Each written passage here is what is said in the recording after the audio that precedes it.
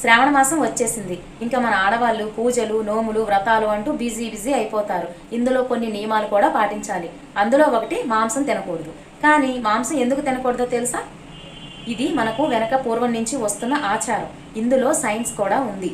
ఇది శ్రావణ మాసం అనేది వర్షాకాలంలో వస్తుంది కాబట్టి తేమ శాతం చాలా ఎక్కువగా ఉంటుంది. అందువల్ల మన జీర్ణ వ్యవస్థ చాలా స్లోగా పనిచేస్తుంది. అప్పుడు మనం ఏది తీసుకున్నా అరుగుదల అనేది చాలా తక్కువగా ఉంటుంది. అది అరగక మనకు కడుపులో మంట, గ్యాసు, కడుపు ఉబ్బరం, కడుపు నొప్పి ఇలా చాలా బాధలు కలుగుతూ ఉంటాయి.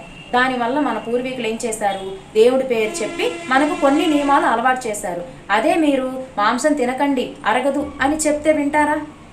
ఇప్పటి డాక్టర్స్ నీకు ఇంజెక్షన్ చేస్తా, నువ్వు ఈరోజు ఇది చేయకపోతే అది చేయకపోతే అని ఇంజెక్షన్తో ఎలా భయపెట్టేవాళ్ళో అప్పట్లో వైద్యులు దేవుడి పేరు చెప్పి మనల్ని అలా భయపెట్టేవాళ్ళు.